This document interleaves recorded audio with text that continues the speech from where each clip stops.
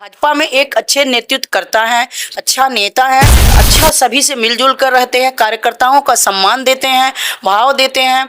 और सबसे मतलब वो कहा जाएगा कि जमीनी नेता, एक जमीनी नेता से उभरा हुआ नेता है जो अपने कॉलेज टाइम से नेतागिरी करके यहाँ तक बेचारे गया उनको तकलीफें थी कि राज्यसभा जाने की पड़ गई, तो अपनी इच्छा तो व्यक्त किए थे ना कि मैं सभी जगह चला गया, सभी सदनों का मैं बन गया, सब कुछ मैं बन गया, एक बार मुझे राज्यसभा सदन जाने का मन है और मैं राज्यसभा सदन जाऊंगा। वह उनकी अपनी स्वयं की इच्छा व्यक्त किए थे, स्वयं का उनका निर्णय था। कोई इसमें बीजेपी और या किसी व्यक्ति का कोई ऐसा कुछ इसमें हस्तक्षेप। तेजस्वी यादव तो को कुछ कर नहीं पाते हैं, राहुल जी का वही हाल है, राहुल गांधी कांग्रेस के जो प्रमुख है। तो ऐसे में विपक्ष जब है ही नहीं है तो उनके पास अब हमारी कमियां निकलेंगे। जनता भाजपा को पसंद कर रही है, एनडीए को पसंद कर रही है और भाजपा बहुत ही प्रोग्रेस से हर राज्यों में अपना सरकार बना रही है। बीजेपी के प्रदेश कार्य समिति सदस्य के बीजेपी के नेत्री उषा दुबे जी हैं, इनसे हम मिलने का प्रयास किए और अभी देखा जा रहा है कि बिहार में इतने भूचाल मचे हुए हैं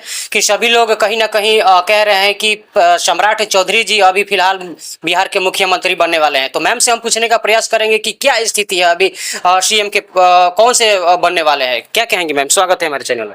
जी जी धन्यवाद। अभी जैसा कि अब ये हम बता सकते हैं कि कौन सीएम बनेगा कौन नहीं बनेगा, ये अभी कुछ भी ऐसा निर्णय नहीं हुआ है। मीडिया ऐसे अपना न्यूज टीआरपी बढ़ाने के लिए बनाते रहती है, लेकिन इतना तो हम लोगों को एक लग रहा है, उम्मीद है कि बीजेपी से ही कोई बनेगा।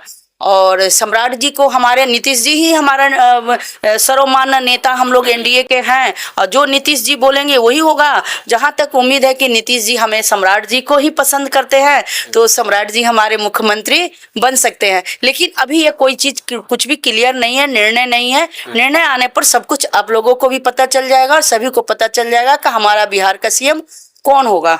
एक तरफ लोग कह रहे हैं कि नित्यानंद राय जी और या तो विजय सिन्हा जी, उनके भी नाम काफी ज्यादा चर्चाएं में आ रहे हैं। लोग कह रहे हैं कि नहीं, अगर डिप्टी सीएम के रूप में अगर विजय सिन्हा जी अच्छे भी उनकी कार्यभार भी रही तो हो सकता है कि संभवतः जो है यह भी मुख्यमंत्री बन सकते हैं। बिल्कुल बिल्कुल सही है। जनता अपना अपना मत रखती है, अपने अपने विचार रखती है, सबके अपने अपने फेवरेट होते हैं। कोई किसी का नाम लेगा, कोई किसी का नाम लेगा, लेकिन हमारे केंद्रीय नेतृत्व और हमारे एनडीए के प्रमुख नेता जो हैं नीतीश कुमार जी हैं, अभी वर्तमान में अभी वो मुख्यमंत्री भी हैं, तो उनका निर्णय ही सर्वमान्य निर्णय होगा। तो वह जो चाहेंगे बोलेंगे वही होगा और हमारे केंद्रीय नेतृत्व जो है वो चाहेगा वही होगा। अपना अपना मत हम ऐसे न्यूज वाले चलाते रहेंगे तो उससे कुछ नहीं होने जाने वाला है। जो निर्णय आएगा वो सब कोई देखेगा कि हमारे नित्यानंद राय जी बन रहे हैं कि संजय सरागी जी बन रहे हैं, दिलीप जायसवाल जी बन रहे हैं कि सम्राट जी बन रहे हैं, क्योंकि हमारे नेता बहुत सारे हैं, नित्यानंद राय जी भी हैं। तो इसमें जो होगा वह निर्णय हमारे केंद्रीय नेतृत्व देगा, उसको हम लोग स्वीकार करेंगे और हमारे नीतीश कुमार जी जिसको चाहेंगे उसको होगा। लेकिन 100% में 100% अगर देखा जाए तो पूरे बिहार के लोग भी ये कह रहे हैं कि सम्राट चौधरी का ही ये दावेदार हो रहा है मुख्यमंत्री के रूप में ना।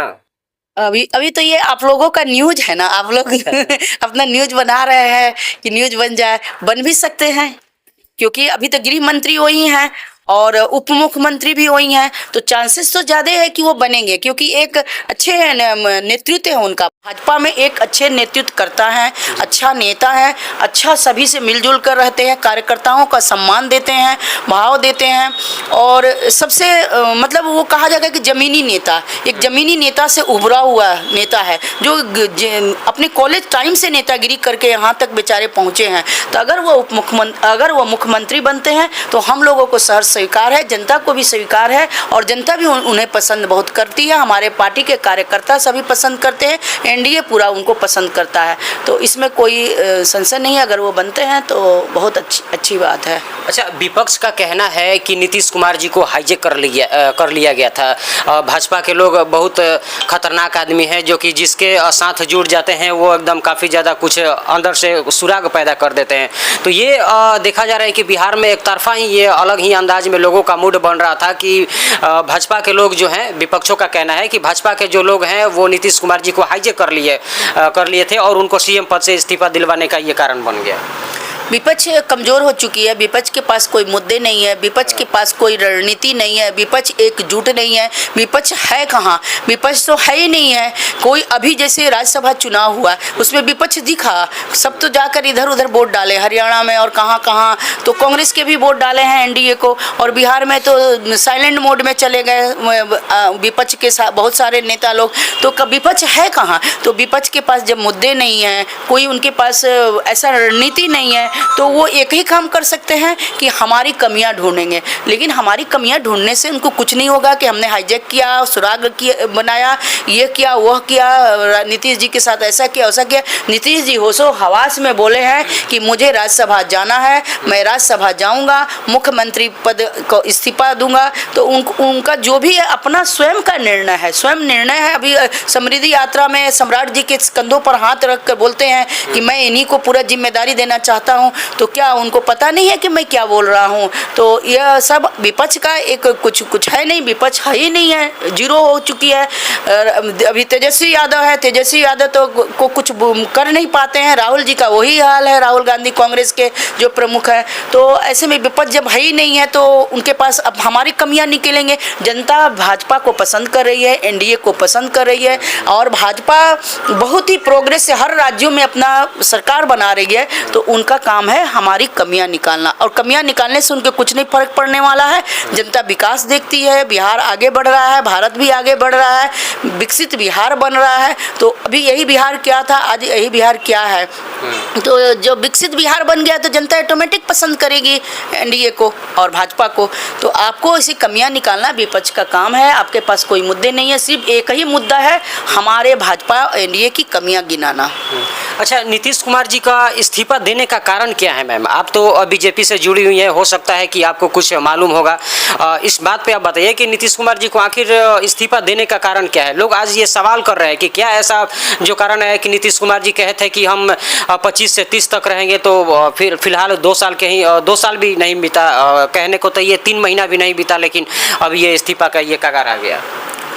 नहीं, उनका कभी भी कुछ भी मूड बन सकता है। अचानक में ऐसा मूड बना कि मैं सभी सदन में पहुंच गया हूं, राज्यसभा सदन में नहीं गया हूं, तो मुझे राज्यसभा सदन जाने का मन है।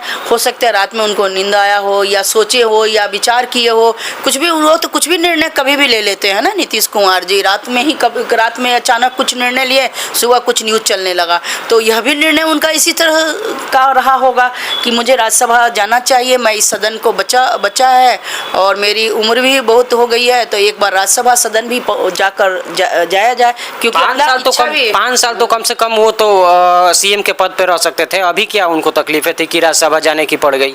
तो अपनी इच्छा तो व्यक्त किए थे ना कि मैं सभी जगह चला गया, सभी सदनों का मैं बन गया, सब कुछ मैं बन गया, एक बार मुझे राज्यसभा सदन जाने का मन है और मैं राज्यसभा सदन जाऊंगा। वह उनकी अपनी स्वयं की इच्छा व्यक्त किए थे, स्वयं का उनका निर्णय था। कोई इसमें बीजेपी और या किसी व्यक्ति का कोई ऐसा कुछ इसमें हस्तक्षेप नहीं है।